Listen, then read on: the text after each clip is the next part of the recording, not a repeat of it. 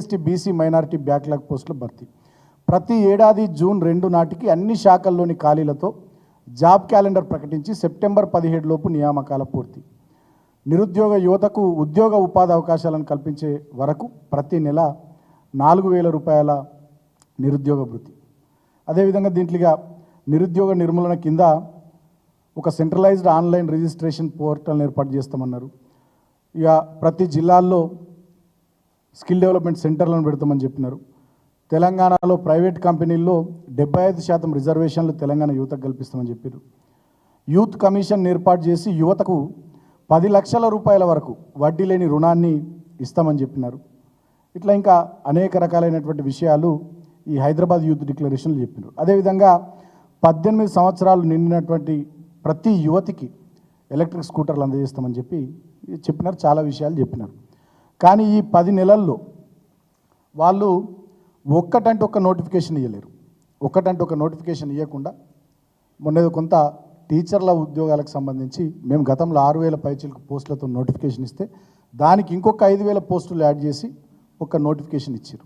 ఆ పరీక్ష ఏదో మొన్న పెట్టారు. త్వరలో దానికి టీచర్ల నియామకాలకు సంబంధించి పత్రాలు ఇవ్వబోతున్నారు. అది కూడా మేము ఇచ్చిన నోటిఫికేషన్ను రివైజ్ చేస్తూ దానికి కొన్ని అడిషనల్గా పోస్టులను యాడ్ చేసి ఇచ్చిన నోటిఫికేషన్ పెట్టిన పరీక్ష తప్ప అది కొత్తదేం కాదు.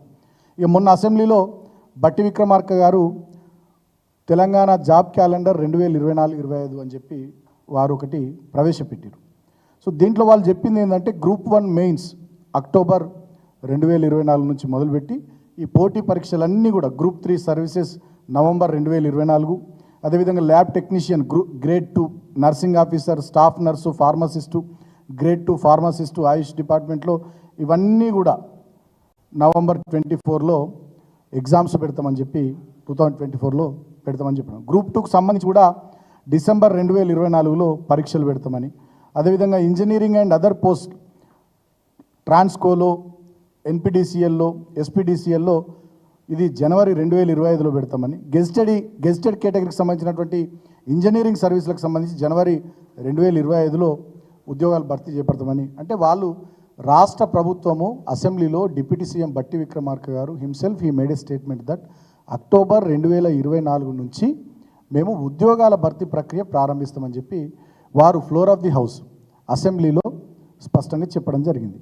మరి 2024 అక్టోబర్ నుంచి పరీక్షలు నిర్వహించుకుంటూ మేము ముందుకు పోతామని చెప్పి వాళ్ళు విడుదల చేసినటువంటి జాబ్ క్యాలెండర్ అట్లుంటే, అంతకుముందు వాళ్ళు ఏం చెప్పారు? ఎన్నికల సందర్భంలో గ్రూప్ 1కు సంబంధించినటువంటి నియామకాలు ఫిబ్రవరి 1వ తారీఖు 2024 నాడు మేము నిర్వహిస్తామని చెప్పినారు. ఇది ఎప్పుడు? ఎన్నికలకు ముందు. అప్పుడు నిరుద్యోగుల ఓట్లు కావాలి కాబట్టి ఈ మాట చెప్పినారు.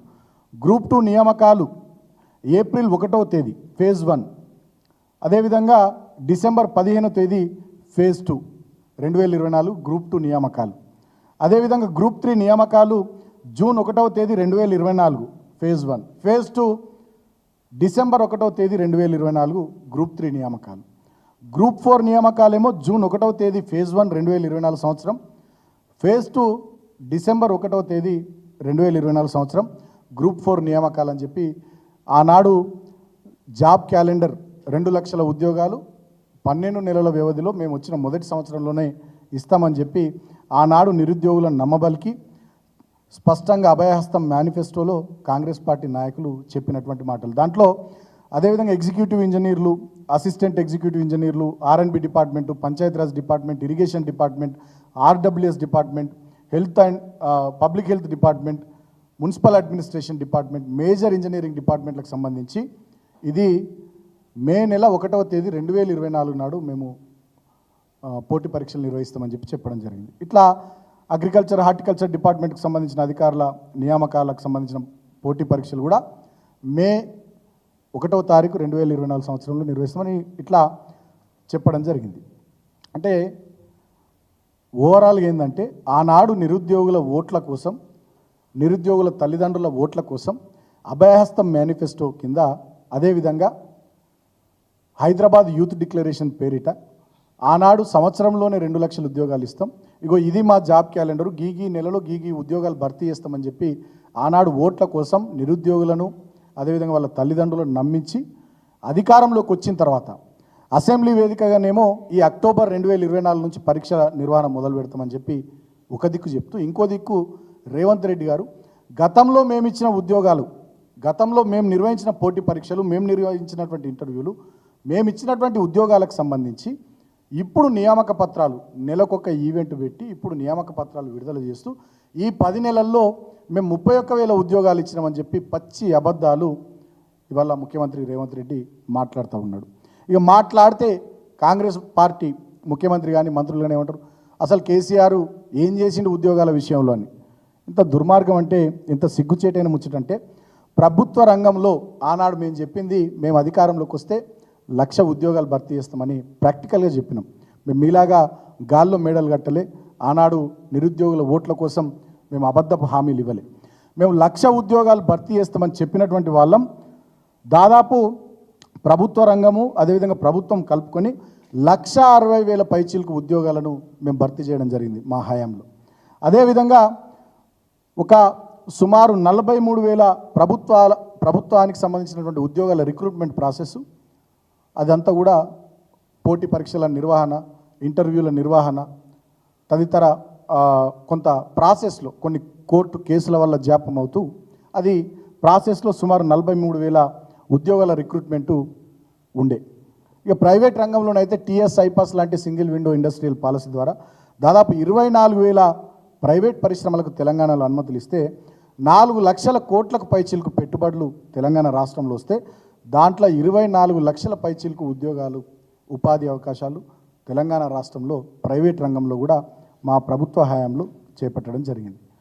సో నేను ఇందాక చెప్పినట్టుగా ఆనాడు మా ప్రభుత్వ హయాంలో మేము 1,00,000 ఉద్యోగాలే భర్తీ చేస్తామని చెప్పి 2,32,308 ఉద్యోగాలకు సంబంధించి ఆనాడు మేము ఫైనాన్స్ డిపార్ట్మెంట్ ఆర్థిక శాఖ నుంచి క్లియరెన్స్ ఇవ్వడం జరిగింది.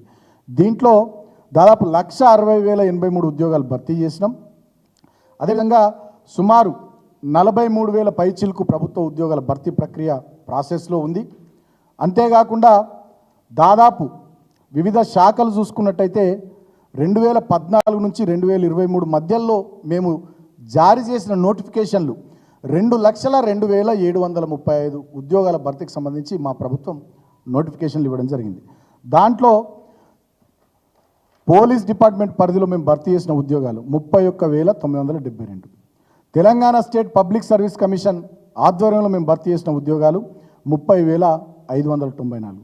విద్యుత్ శాఖలో కాంట్రాక్ట్ ఉద్యోగుల క్రమబద్ధీకరణ ద్వారా ఉద్యోగాలు పొందిన వాళ్ళు 31,972 మంది. సింగరేణి కాలరీస్లో సుమారు 12,500 పైచిలకు మందికి ఆనాడు ఆ భర్తీ ప్రక్రియలో భాగంగా ఉద్యోగాలు వచ్చినాయి. వారసత్వ ఉద్యోగాలు తిరిగి తీసుకొని రావడం వల్ల ఈ 12,500 ఉద్యోగాలు వచ్చినాయి. ఇవి కాక ఇంకొక 5,000 ఉద్యోగాలు కూడా సింగరేణిలో మేము భర్తీ చేసినాం. జూనియర్ పంచాయత్ సెక్రటరీలు 9,355, జెన్కో